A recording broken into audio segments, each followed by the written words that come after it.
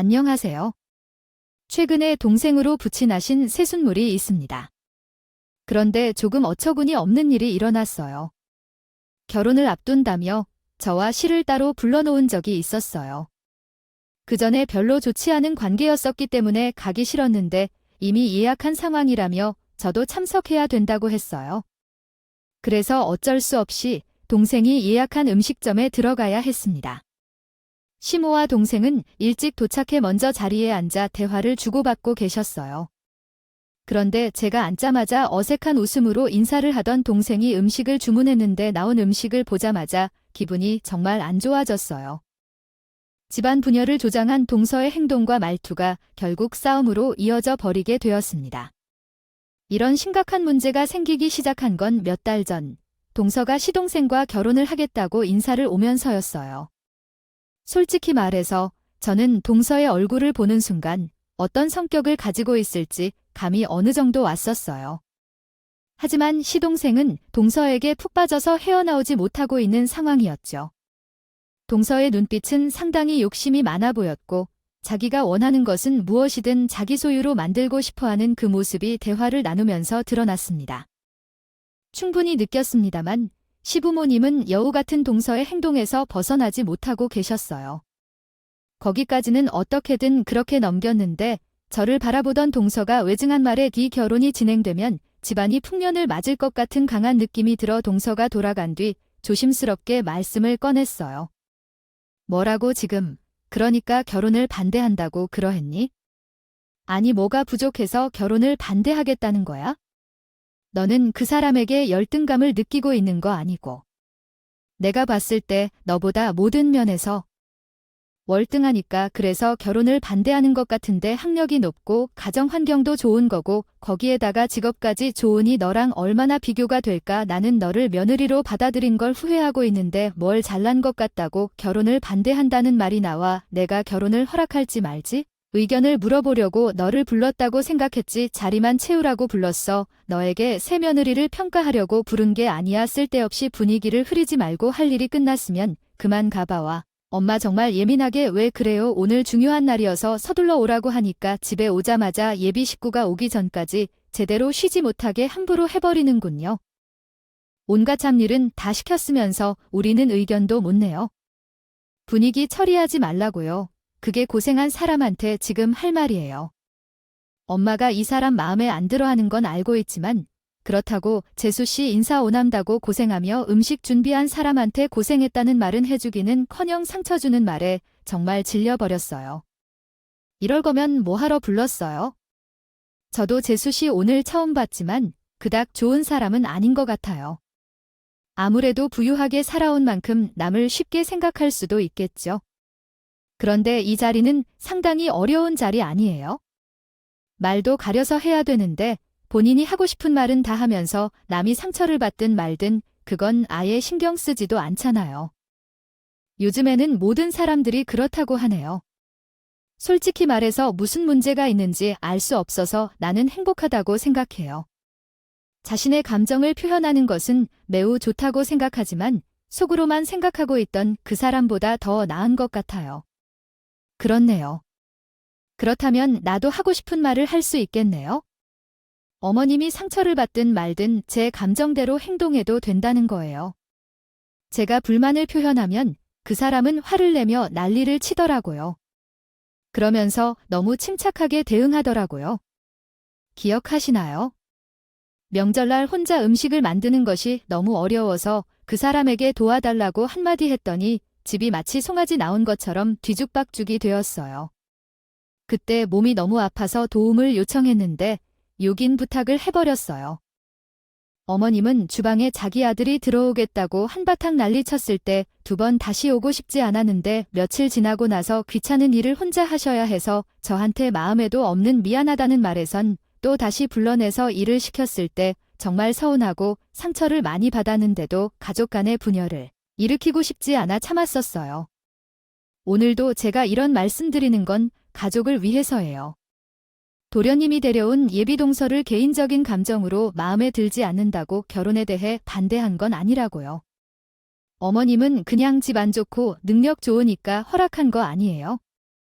결혼은 알아서 하겠지만 이 문제로 만약 저에게 피해나 상처를 준다면 그때는 저도 왕래하지 않을 것입니다. 시모는 제 말을 끝내자마자 자신을 협박하며 화를 내었습니다. 그 상황은 시동생과 동서가 집을 나간 후에 있었던 대화였습니다. 시동생은 우리 부부가 결혼을 반대한다는 사실을 전혀 모르고 있었습니다. 그런 대화를 듣게 된다면 상처를 받을 수도 있겠지만 저는 시동생이 더 좋은 여성을 만나길 바랐을 뿐입니다. 동서가 처음 시댁에 인사했을 때의 행동은 상당히 거칠었습니다. 예절 교육을 전혀 받지 않았는지 입이 너무 험해서 저희 부부는 처음에 놀라셨습니다.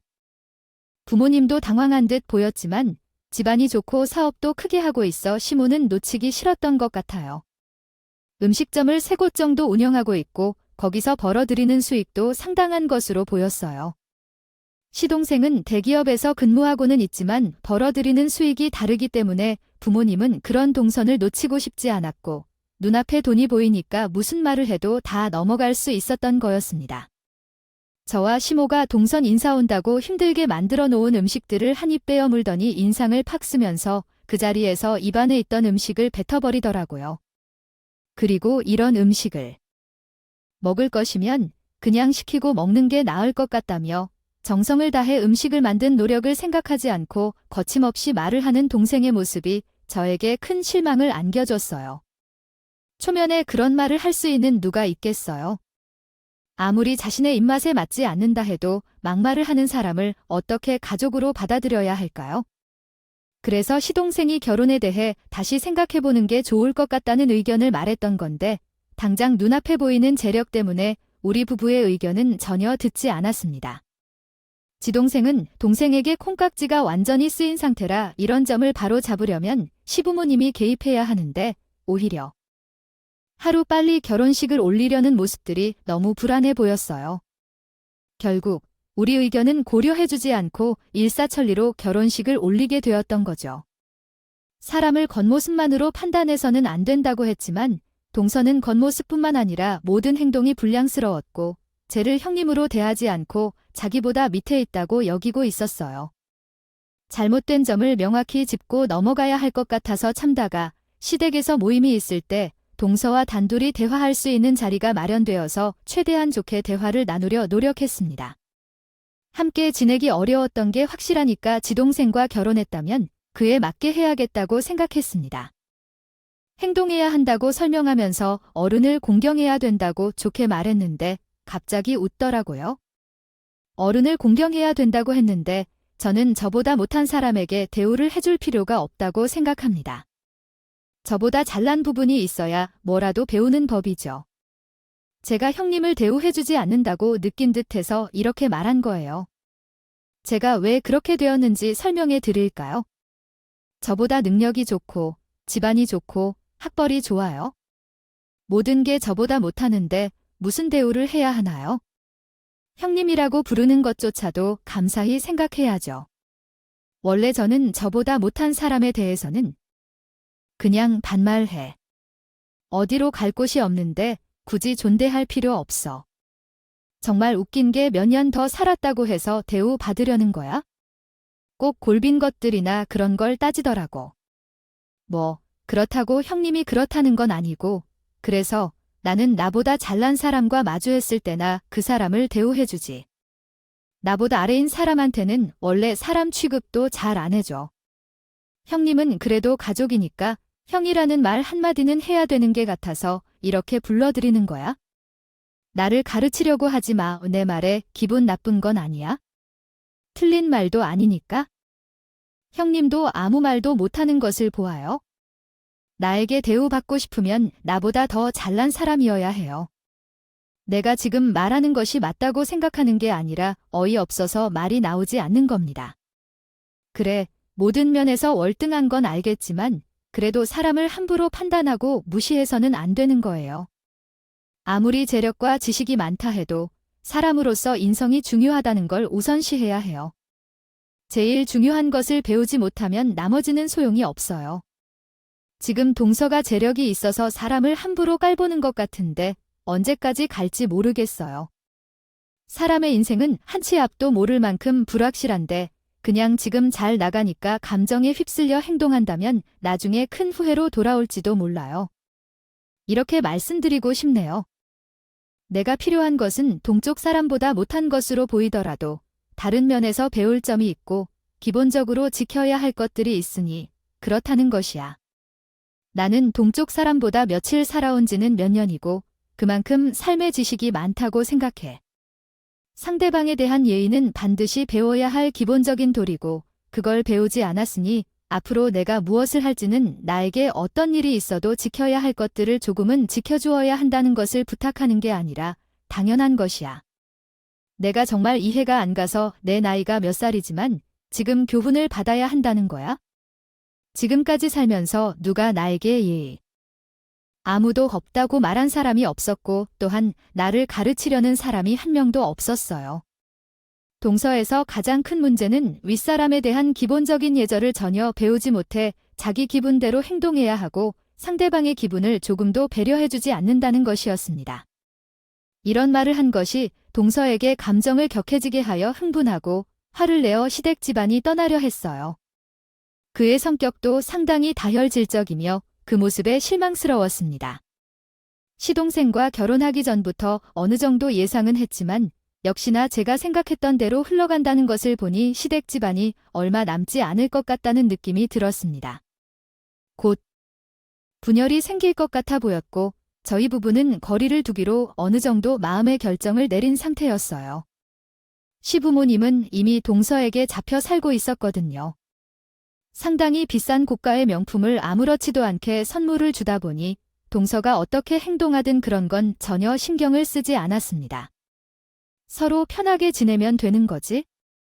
언제부터 격식 같은 걸 따졌다고 막내 며느리를 가르치려 들어 그런 거 싫어한다고 하잖아. 너 때문에 좋았던 집안 분위기를 망치는 거야? 차라리 이럴 거면 너 그냥 오지 마라. 내가 명품 가방 한 번이라도 지어줘 봤어. 우리 집안 분위기를 망치는 건 전부 너로 인해 시작된 거야. 왜 그 사람 때문에 그래요? 재수 씨는 버릇이 없어서 계속 문제가 생기잖아요. 그 사람한테만 계속 차별을 하고 상처를 주잖아요. 묵묵히 일을 하고 집안의 균형을 최대한 회복하려고 노력하고 있는데 그런 행동을 놓지 않고 계속 보면서 누나께서 가져다 주신 명품 가방에 너무 관심을 두고 있어서 정말 중요한 부분을 놓치게 된다면 우리 집안이 붕괴할 수도 있습니다. 순식간에 가족의 분열을 조장하는 이 사람 때문에 그런 것으로 생각된다면 우리는 이에 그만두어도 괜찮겠네요. 어차피 노력해봐야 그 사람들로부터 칭찬을 듣지도 못하니까 무슨 의미가 있겠어요. 앞으로 무슨 일이 있든 우리에게 2번 다시 연락하지 마십시오. 각자 알아서 살도록 하죠. 버릇없이 어디서 큰 소리를 지르고 있어요? 아들이라는 게 자기 마누라를 들고 애비나 어미는 신경을 쓰지 않아요. 무시할 건 무시하되 잘하면 그만이에요. 피곤하게 이런저런 것을 따지다 보니 폭주가 생기는 거죠. 막내에게 꾸준히 훈수를 주기 전에 며느리를 잘 챙기라는 게 이 문제의 핵심입니다. 사람마다 다 다르다는 건데 왜 너희들은 그걸 왜곡하여 얘기하려 드나요? 막내나 며느리의 성격을 지적한 적이 있기 때문에 부모님이 우리도 가만히 있는데 너희들이 무슨 생각으로 그렇게 말하나요? 훈수를 두어 너희 둘만 없으면 집안이 매우 평온할 것 같아서 정신이 사나워서 다들 돌아가 정말 어이가 없었습니다. 명품 몇 개를 손에 쥔다고 그만큼 변해선 무엇이 잘못되었는지 감별을 못하고 있었어요. 남편도 그런 시부모에게 실망을 정말 많이 했는지 더 이상 찾아오지 않겠다면서 시댁을 뛰쳐나갔습니다. 동서가 들어오기 전까지만 해도 그 정도는 아니었는데 눈앞에 보이는 돈 때문에 이렇게까지 변하게 될 거라곤 예상하지 못했네요. 그래도 기본적인 예절은 지켜야 하는 게 맞는데 동서만을 감싸고 돈이 콧대만 높아져서 저를 내려다보고 있습니다. 남편이 시댁 집안과의 연을 끊겠다고 했으니요. 저도 더 이상의 미련은 없었습니다. 차라리 서로 얼굴을 보지 않고 사는 것이 더 현명하다고 생각했습니다. 상처를 받지 않으면서 더 실용적인 방법 같았죠. 그래서 한동안 연락이 끊어진 채로 있었습니다. 그러던 중 예전에 일어났던 일로 인해 긍정적인 마음으로 받지 않았는데 상대방은 생각했으리 했을지도 모르겠다는 메시지를 보내왔고 좋은 음식점을 예약해 놓았다면서 저와 함께 셋이서 따로 자리를 예약했다고 하며 꼭 참석해 주기를 부탁했습니다.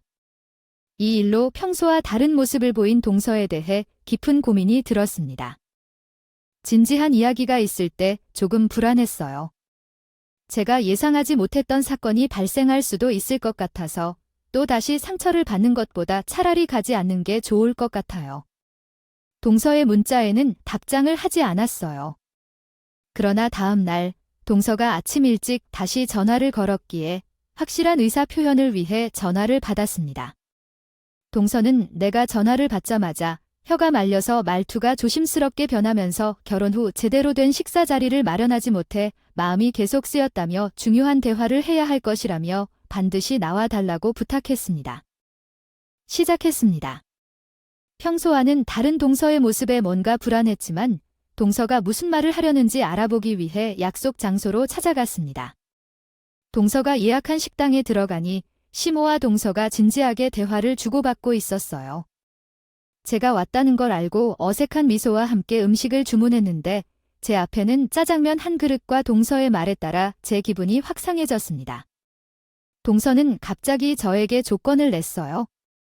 비싼 음식을 먹으면 속이 놀랄 수도 있으니까 익숙한 음식을 드시라고 하며 짜장면을 준비했는데 괜찮으신가요? 그래도 여기 음식 상태가 괜찮아요.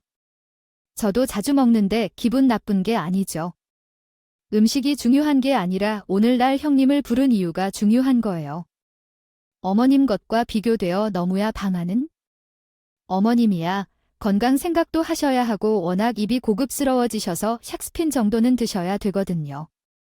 짜장면 불기 전에 먹으면서 들으셔도 될 것 같은데 형님 얼굴 표정이 너무 실망스러워하는 것 같은데 그럼 다른 걸로 주문할까요? 형님이 샥스핀 먹어볼래요? 방금 얘기했지만 음식이 중요한 게 아니라 지금부터 제 입에서 나오는 얘기가 중요한 건 일단 제 말부터 들어보세요. 만약 좋은 결말이 될 것이라면 샥스핀이 뭐예요? 그 이상의 것들도 해줄 수 있으니까. 형님은 반드시 오늘의 기회를 잡아야 해요. 아, 그렇군요. 이번 기회가 너에게는 두 번 다시 돌아오지 못할 수도 있는 기회가 될 수도 있으니까 신중하게 결정하는 것이 좋을 것 같습니다. 나는 내가 고민 같은 일을 하지 않고 바로 막내 지연을 수락했으면 좋겠어요. 이번 기회는 쉽게 오는 것이 아니라서 굳이 자존심을 내세우며 힘들게 살아가는 것보다 눈을 감고 편안하게 살면 어떨까요? 언제까지 가난하고 지쳐 살 것인가요? 아이들도 생각해야죠. 앞으로 아이들의 교육 문제로 돈이 얼마나 많이 들어가는지 모르겠지만 저에게 무엇을 바라시는 건지 이렇게 심각한 얘기를 하는 것 같아서 분위기가 좋지 않은 일을 저질렀다고 생각이 들어요. 제게 짊어지라는 말을 하려는 건가요? 아휴 형님, 드라마나 영화를 너무 많이 보신 것 같아요. 제가 누군가에게 문제가 되는 행동을 저질렀다면 그걸 형님께 말씀드릴 테니까 돈으로 처리할 일은 없을 거예요. 모든 건 대화를 통해서 해결할 수 있는데 그렇지 않나요? 제가 형님께 부탁하려는 게 그런 문제가 아닌 것 같아요. 아, 잠시만요. 저기 오시네요? 큰형님 오시네요? 여기에 계십니다. 혹시 제 말을 거절하신다면 어떻게 할 거예요? 다른 방법도 고려해 보아야 하니까 잠깐 얼굴 좀 보자고 했어요. 함께 합숙해도 괜찮을 거예요. 우리 교수 형님이 들뜬 샥스핀도 방금 나왔네요. 전부 다 모인 것 같으니 진지한 대화 좀 해볼까요? 형님들이 제 부탁을 반드시 들어주시면 좋겠어요. 전혀 예상치 못한 상황이 전개되었어요. 그동안 시댁과 지방에서 연근코를 지내던 형님이 몇 년 만에 나타났던 거였어요. 시동생이 결혼할 때도 오지 않았는데 동수에게 무슨 말을 들었기에 몇 년 만에 모습을 드러낸 건지 알 수 없었습니다. 저가 남편과 결혼하려고 인사를 했을 때 형님과 시모의 관계가 상당히 안 좋았어요. 형님이 불임이라서 아이를 낳을 수 없어서 시모에게 큰 어려움을 겪었다는 사실을 결혼 후에 알게 되었습니다. 나 또한 시댁에서 심오한 일이 벌어졌을 때 처음 보는 사람들이 있는 자리에서 얼굴 한 번 보고 매우 놀랐습니다. 그 모두가 한자리에 모였을 때 동서가 베트남 출신이라는 사실은 큰 충격이었고 나는 동서의 말에 입이 다물지 못했습니다. 형님은 동서의 말에 얼굴을 찌푸리고 접시에 담겨있던 음식을 동서의 얼굴 쪽으로 사정없이 던져버렸어요. 시모는 형님의 갑작스러운 행동에 경악하며 무슨 짓이야 라고 소리쳤고 동서의 얼굴을 닦아주었습니다. 진짜 정말 어이가 없어. 이런 이야기로 날 지금까지 불러서 무슨 생각으로 나를 대하는 건지. 그런 얘기를 꺼내는 건 당신도 참 사람 본다는 눈이 없구나. 돈만 보고 이런 쓰레기를 집안에 들였어. 좋은 관계로 풀어가고 싶었기 때문에 잠깐 얼굴 보자고 사람을 살짝 달래서 나오게 했는데 정작 목적은 다른 데 있었네. 별로 도움 안 되는 사람들 알아보는 게 참 우스워. 내가 아이를 가질 수 없다고 무시하는 건 너무한 거야. 내가 싸질러 놓은 아이를 왜 내가 입양해야 한다는 건데. 완전 쓰레기 같아. 방금 한 말이 사실 맞는 말 아니야. 어떻게 중요한 문제를 숨길 생각이야? 서방님과 결혼을 할 수 있는 게 명백함을 명확히 정리해야지 돈 주겠다는 거니까? 돈보다 중요한 게 뭐 있겠어. 섭섭하게 챙겨줄 테니까 거절하지. 어디서 굴러다녔길래 애를 가진 책임을 안 지는 건데 그럴 거면 왜 나온 거야? 10달 품어서 세상 밖으로 내보냈는데 벌써 4살이 되었다며. 그러면 부모의 손길 필요한 나이인데 엄마도 보이는데도 왜 우리가 키우라고 하느냐 생각했더니 돈이면 되는 줄 아는 줄 알아? 결혼하면 된다는 걸 알지도 못했을 거라서 놀랐더니 아이를 보육원에 보내다니 그게 더 큰 충격일세. 어머님을 보살피도록 부탁하면 되겠죠? 괜찮다고 상관하지 않으시더라고요. 그것은 제게도 싫은데 왜 제가 아이들에게 돈을 주겠어요. 저는 막내 며느리인데 용돈을 받으며 남은 인생을 즐겁게 살고 싶어요. 힘든 것은 하고 싶지 않아요. 정말 세상에서 하다못해 하는 일을 다 하시네요. 너희 재력이 얼마나 될지 모르겠지만 돈으로도 언제나 이루어지지 않는 것들이 있어요. 그건 제게만 필요한 것이에요. 완전히 돈이 부족했던 때였죠. 아직도 그분은 그 사실 몰라요. 아버님도 알지 못하시고요. 여기 있는 우리만 그 사실을 알고 있어요. 좋은 방법으로 해결한다면 우리 모두에게 좋은 결과가 될 거예요. 집안에서도 저한테 아이가 있다는 사실을 전혀 몰랐어요. 해외여행을 간다고 거짓말하고 출산할 때까지 잠적했었죠. 아이를 지을 수도 있었지만 제 양심에 허락할 수 없었어요. 그래서 낳아주기만 하고 알아서 살라고 보육원에 보냈는데 이게 계속 눈에 밟히는 것 같아요. 그렇다고 또 키우고 싶지는 않고요. 이런 복잡한 감정을 해결할 수 있는 것은 형님 중에서 내 아이를 입양해주는 것이 제일 좋은 방법인 것 같아서 이렇게 부른 거예요. 우리가 좋게 해결해 보자고요. 가족은 서로 어려울 때 도와주는 것 아니겠어요? 저는 그 사람과 함께 한번 해결하고 싶습니다. 사이에서 아이를 정식적으로 낳아서 그 아이를 떳떳하게 키우고 싶어요. 제가 손으로 아이를 데려왔을 때 눈치를 살피며 키우고 싶지 않아요. 동서는 인간 쓰레기에 엄청난 이기적인 사람이었어요. 본인이 하고 싶은 대로만 하는 모습이 정말 어이가 없었습니다.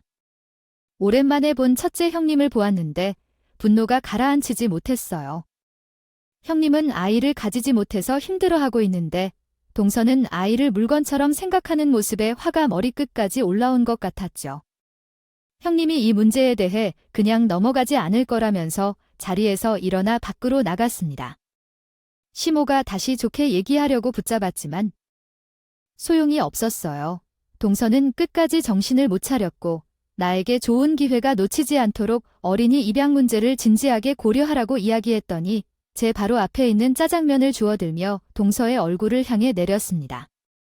본인 자식은 본인이 알아서 하는 것이라고 한마디 하고 식당을 나갈 즈음에 시모가 동서에게 옷이 얼마인지 물어 제 뺨에 손을 올리더니 화가 나 시모에게 얼굴을 맞히게 되어 인성을 잃어버리고 만셔 쏘아 올린 손을 통해 시모의 얼굴을 향해 음식을 날리고 말았습니다.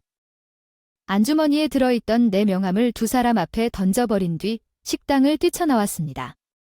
이번에 남편과 함께 또 다른 사업을 시작하게 되어 무인 세탁소를 차리기로 했어요. 생각보다 성공적으로 운영되어 몇 군데 추가로 매장을 열었죠. 근처에는 이미 코인 세탁소가 있었기 때문에 그곳에서 세탁 서비스를 제공했던 거예요. 그러던 중에 우리가 해결해야 할 심각한 문제가 생겼는데 결혼 전에 숨겨둔 동서와이의 사실을 형님과 함께 모두 알게 되자 시동생과 시부는 큰 충격을 받았습니다. 다른 것들은 다 용서할 수 있어도 자식이 있다는 사실은 어떻게 여기지 못할지도 몰라요. 용납할 수 없다며 시동생과 시부는 화를 가라앉히지 못했어요. 또한 동서의 집안에서도 이 문제로 엄청난 충격을 받았는데 동서가 가지고 있는 모든 것을 빼앗아 버렸네요. 동서가 운영하고 있던 음식점들은 전부 동선의 부모님이 자리를 내어주신 것뿐이었고 동서의 것이 아니었어요. 동선의 부모님께서 동서에게 너무 큰 실망을 하셨던 것 같았습니다. 이런 문제를 숨긴 시모도 조용히 넘어가지 못했어요. 시부는 당신 막내 아들의 인생을 망쳤다며 얼굴을 붉히며 시모와 싸우게 되었습니다. 시동생은 동서와 이혼의 문턱까지 오게 되었습니다. 시모는 시부에게 받았을 때는 좋았는데 며느리가 다른 남자의 아이를 가지고 있다는 사실을 받아들이기 싫어하며 대판 싸우고 난 뒤 이혼을 결정했습니다. 동서는 부모에게 자신이 가지고 있던 재산을 모두 빼앗겨 자신의 잘못을 인정하고 시동생에게 용서를 구했지만 시동생은 동서를 받아들이지 않고 있습니다. 잠시 형님의 모습을 드러낸 동서는 집안과 연결되는 것이 다행이라고 생각하여 앞으로는 얼굴을 볼 일이 없을 것이라고 말하며 본래의 삶으로 돌아갔습니다. 저희 부부도 시댁과 연락을 끊고 혼자서 지내고 있습니다. 들어와 보니 집안에는 풍미박산한 것도 있지만 시댁 가족들의 정신 상태도 정상이 아닌 것 같아요.